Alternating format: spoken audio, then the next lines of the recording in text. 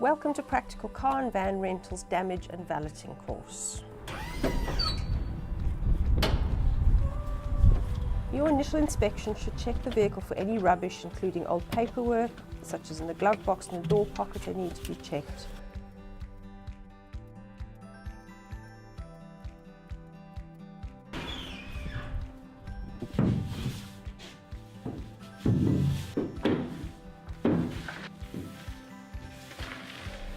Check the interior of the vehicle for any damage or missing parts. Importantly, the parcel shelves must be checked as they're expensive to replace, and check all the seat belts are in good working order. You need to vacuum the carpets and the floor wells of the vehicle and vacuum the seats to remove any dust, etc. Make sure the plastic surfaces, including the dashboard, instrument dials and mug holders, are wiped down.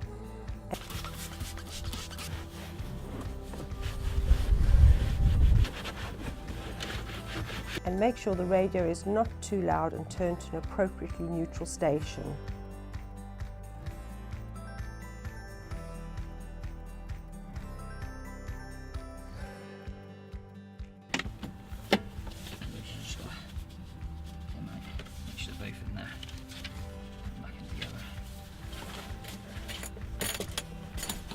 Always check pen with it as well. Clean the internal windows with window cleaner and paper towels, paying particular attention to the windscreen.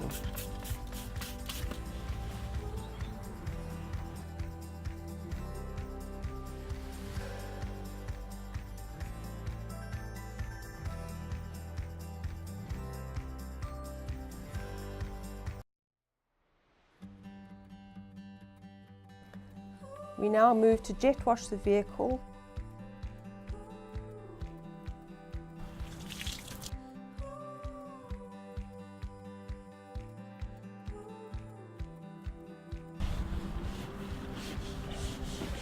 And then we will dry it off and then make sure all windows, including mirrors, are smear free.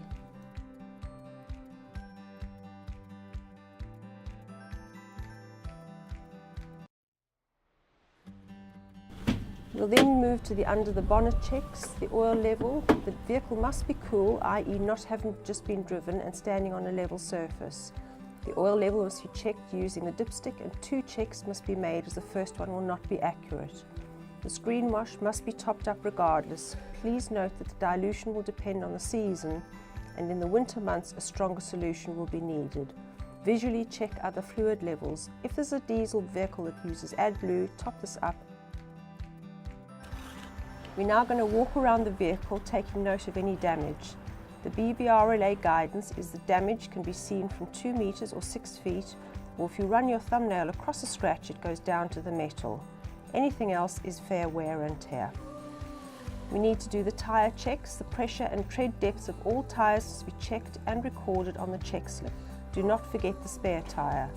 Make sure that the jack and wheel spanner or the tyre inflation kit are present.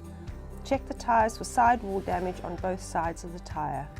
Don't forget to check that the locking wheel nut is present and undamaged if the vehicle is fitted with alloy wheels. Check that the wiper blades are in good order and not perished, and make sure the washers actually work by using them.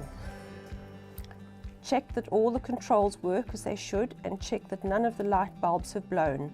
Confirm the 12-volt charging point works as well as the USB port if it's present.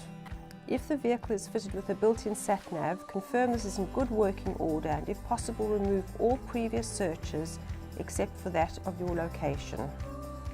We're now going to complete the check sheet with mileage, fuel level, fuel type, and note whether there's any damage on the vehicle. We then need to park the vehicle up ready to drive out of the yard.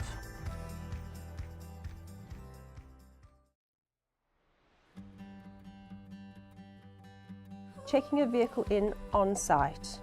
Ask the customer to take a seat in the office if they wish to, and take the check sheet used for the checkout and inspect the vehicle, noting the fuel level and mileage.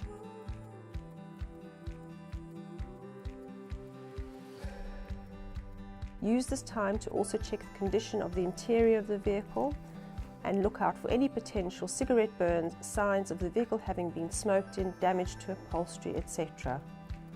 Confirm that all accessories such as parcel shelf, jack, wheel spanner, locking wheel nut, tyre inflation kit are all present and in good order.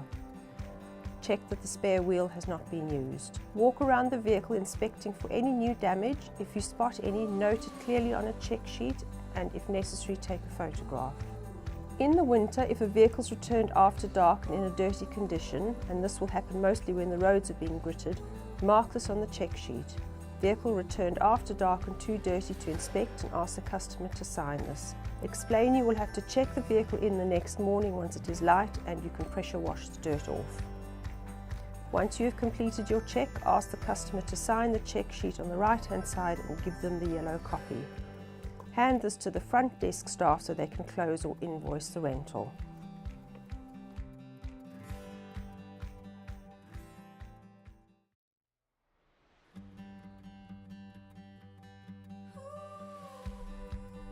Vehicle handover on site. Walk around the vehicle with the customer, noting any damage already marked on the vehicle. If the customer points out anything additional, mark it down for them as well. Demonstrate the controls if required. If you are renting out a Luton with a tail lift, make sure you demonstrate the controls to the driver. Note, as winter approaches, make sure your customer is familiar with the headlights and where the fog light switches are. If the vehicle has sat-nav, confirm this with the customer and make sure they're happy with the way it works. Check the customer knows where the fuel flap release is situated.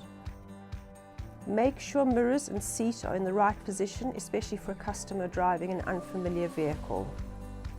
Give the customer the pink copy of the check slip after both you and they have signed it.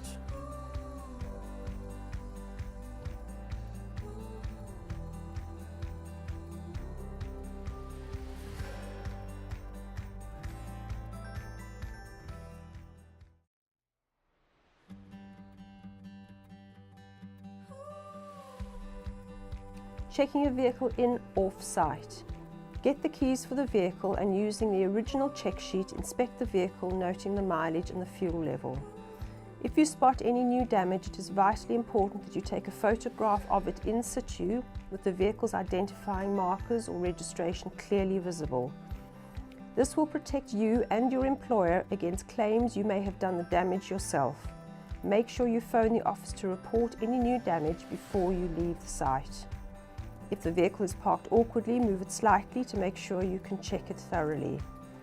If the vehicle is too dirty or it is too dark to check it properly, mark this on the check sheet and leave the yellow copy with the reception or put it through the letterbox if it is a home address. Next rental. Once you're back in the yard, immediately get the vehicle ready for the next rental.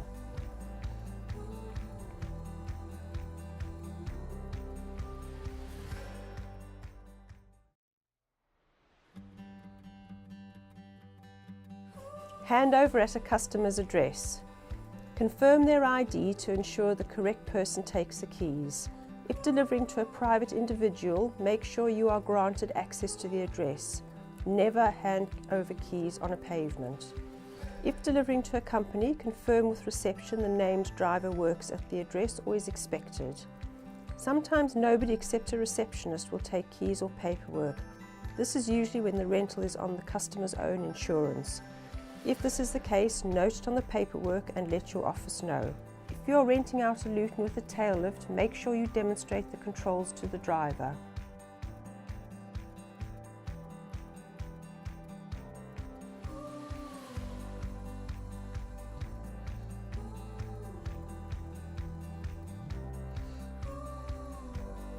Leave the pink copy of the check slip with the rental agreement and keys once you have signed it.